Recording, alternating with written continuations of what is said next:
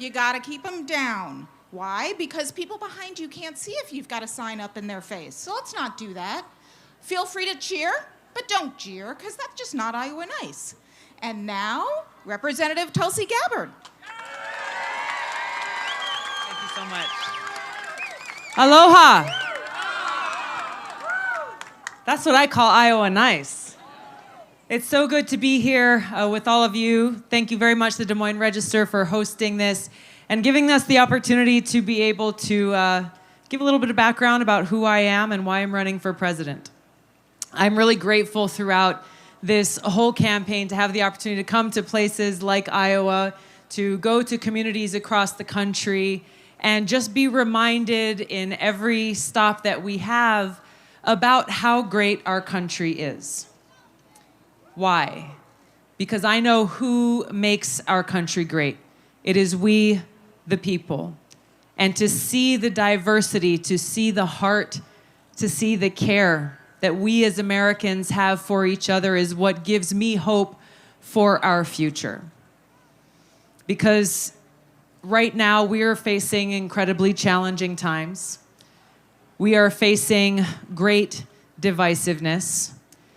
And unfortunately, we face self-serving politicians and people in positions of power who are seeking to tear us apart and to divide us for their own selfish gain, whether it be for political gain or profits or clicks online or media ratings or whatever it is. They're putting their own selfish interest ahead of the interest of the people, separating us, dividing us, driving wedges between us based on the color of our skin, where we come from, how we worship, or if we worship, or who we love, all of these different things that make up the diverse fabric that is the United States of America. And this is so heartbreaking. This is so heartbreaking because we love our country. I love our country. I love our people. It's why after the terrorist attack on 9/11, I enlisted in the Army National Guard. I still serve as a soldier today, now for over 16 years. Thank you for your service. It's why I deployed twice to the Middle East. I volunteered to deploy with my unit.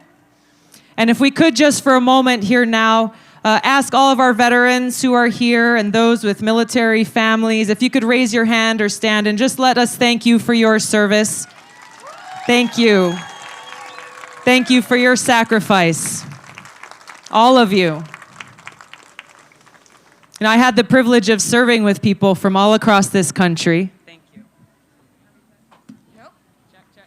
Check. 1, 2. Hello?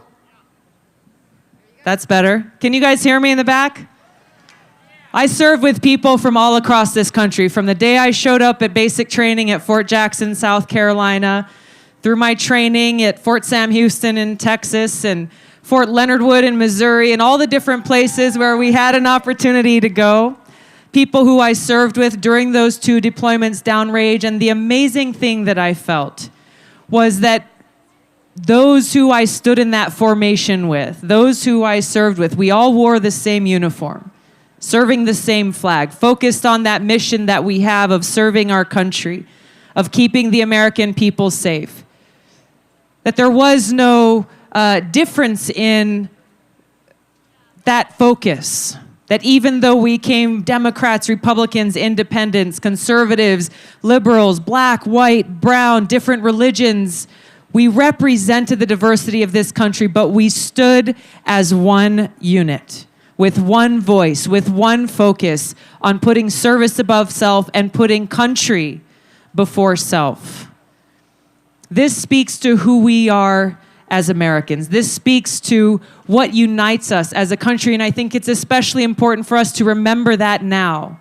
As those who are in power seek to tear us apart for their own selfish gain, it is only when we, the people, stand up around this unifying principle of freedom, of justice, of opportunity, remembering those freedoms and inalienable rights that are enshrined in our Constitution for every single one of us. Those rights to life, liberty, and the pursuit of happiness.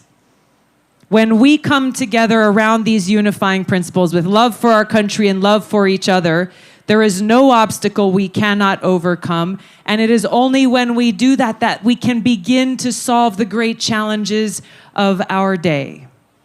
And there are many. But we are starting on that common foundation, coming together, overcoming those partisan differences, those ideological differences, and having conversations with each other based on respect, understanding that when we care for each other, we'll find that we have far more in common than maybe we realized before. When we come together, we realize that we are equally concerned about our loved ones falling sick and not being able to get the health care that they need because they can't afford it.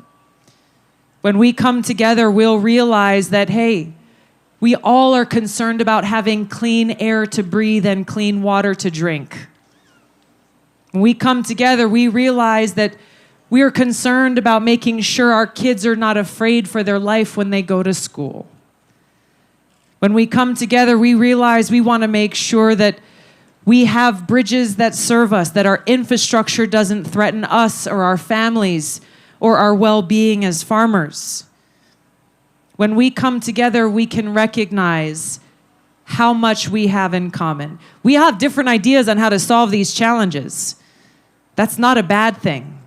When we come together united in that mission focus of service and care for each other, then we bring about that change. We bring about the big kind of change we need to see. Because really what's at stake here, for me as a Democrat, offering to serve you as your president, commander-in-chief, is yes, defeating Donald Trump in 2020, but it's bigger than that. It's bigger than that because folks in this country were struggling and suffering before November of 2016, and we've got to recognize that in order to solve the deep problems that we face, in order to bring about the systemic problems that we face. And if we don't recognize those problems, we'll never be able to solve them. And really, as we look down each of the issues that concern us in our everyday lives, we come down to a couple of common threads.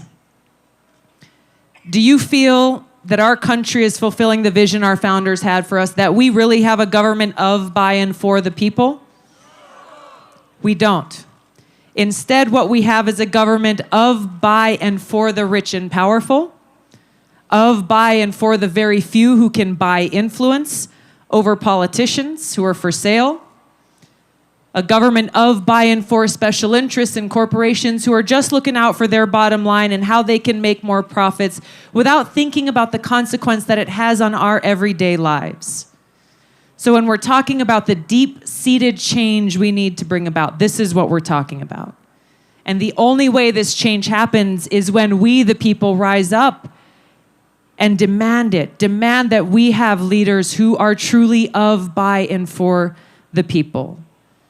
To take away the big influence that money has in our politics. To stop the revolving door that we see with elected leaders who serve one day and then go and get hired and get paid lots of money the next day to work as a lobbyist. There are very clear reforms that we need to make in Washington to overturn Citizens United, to get rid of dark money in politics, to make it so that politicians are not influenced by the PAC contributions they get from lobbyists, to make it so that members of Congress are not allowed to become lobbyists after they leave office. We have so much power as people. We've got to remember that. We are the ones who hire and fire the people who are elected to serve us, not the special interests, not the big corporations. They are hired to serve the people. So we've got to exercise our voices to make sure that is actually happening. And that's how, when we do that, we can begin to bring about the kind of big change that we need to see. So I'm really proud of our campaign. We have a completely people-powered campaign with volunteers and folks who are giving $1, $5, $10, whatever they can, to make sure that we're able to get our message out there, taking no contributions from PACs, no contributions from lobbyists, making sure that the voices of the people are at the forefront of everything that we do. Now, there's a lot of work that we have ahead of us, and we talked about a couple of them. The thing that I hear most from people is about healthcare, about how most families in this country are one healthcare emergency away from total bankruptcy and disaster. How is it possible that in this country that we spend far more as a country on healthcare, yet we have far worse outcomes? It's unacceptable. This is why I support passing Medicare for All legislation that will make sure that every single American is able to get the care that we need in this country. Private insurance, if you want to choose that route and go for a private option, that's up to you. But we've got to make sure that no one is turned away when they are sick and in need of care.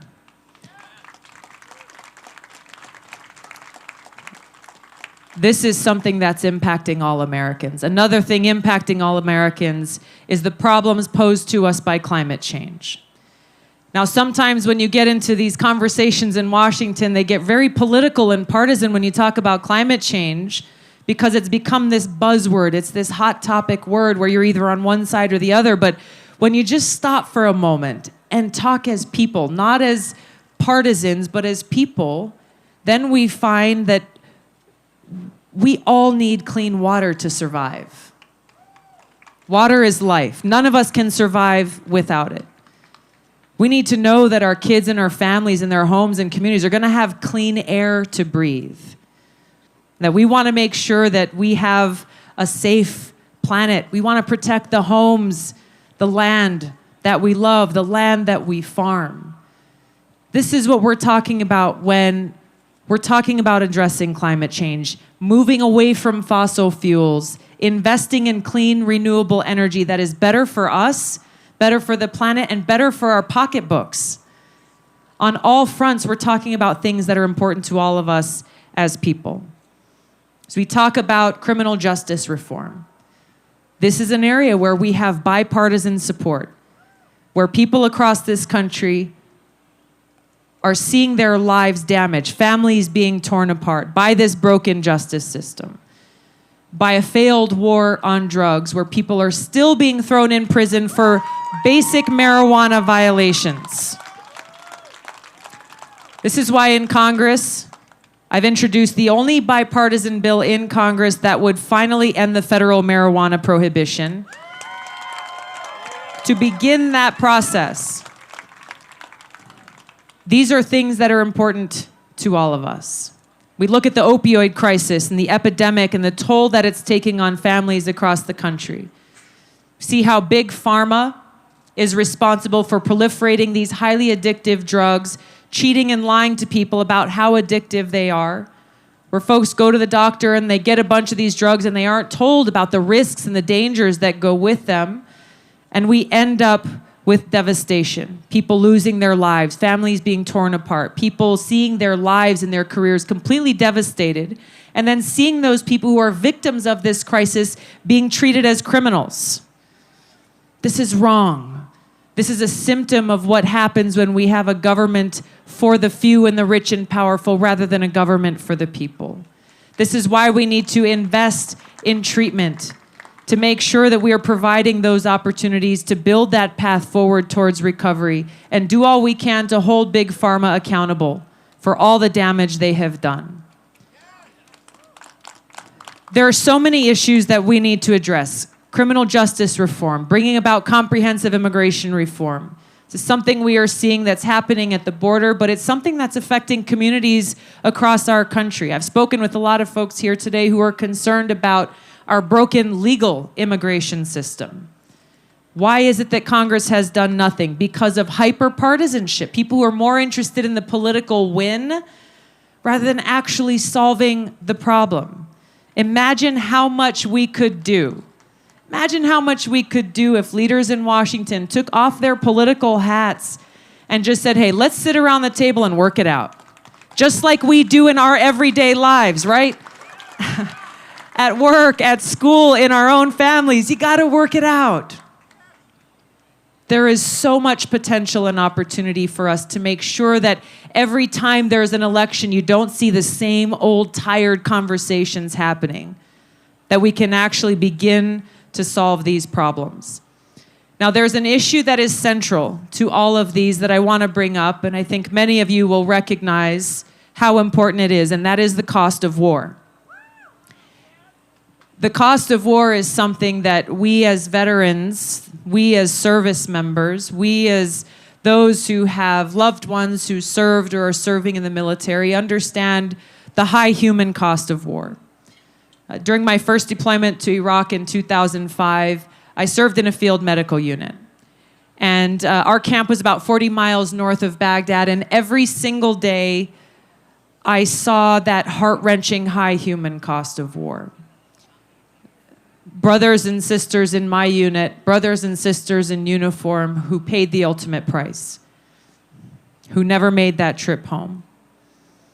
Others who did, but with many coming home with both visible and invisible wounds. The terrible high cost of war. Then you also see the reality that even if you've never served in uniform, every single one of us as Americans has paid the price for war.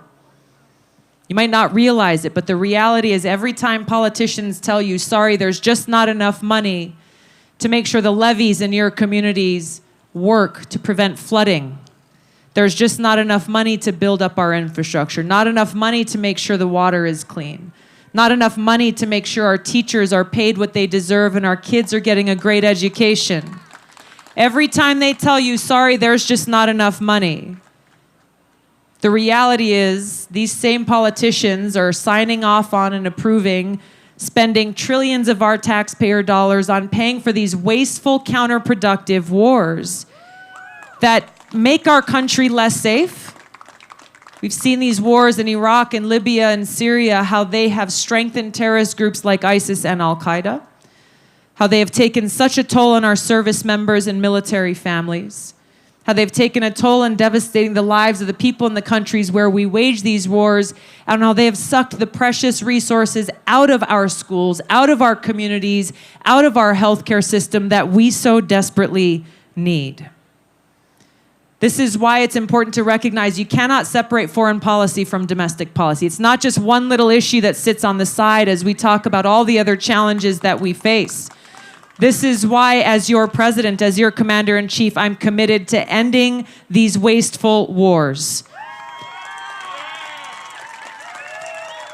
Working to end this new Cold War we are in with ever-escalating tensions between the United States and other nuclear-armed countries like Russia and China, escalated by things like what President Trump did just recently in tearing up this historic INF treaty that was negotiated between Reagan and Gorbachev 30 years ago.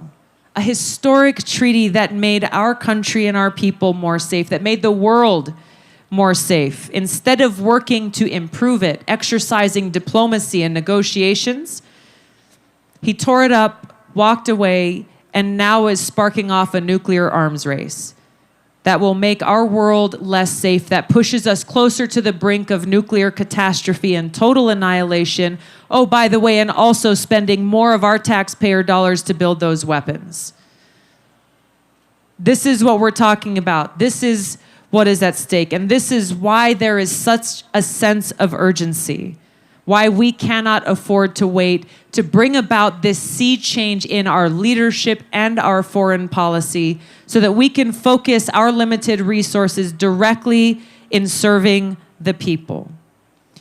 This is why I'm so committed to push forward in this campaign, bringing the experience that I have, yes, as a soldier, but the experience that I have as a member of Congress, serving almost 7 years, focused on national security, serving on the Foreign Affairs Committee, the Armed Services Committee, the Homeland Security Committee, recognizing that this issue is central to our ability to be able to address all of the other challenges that we face.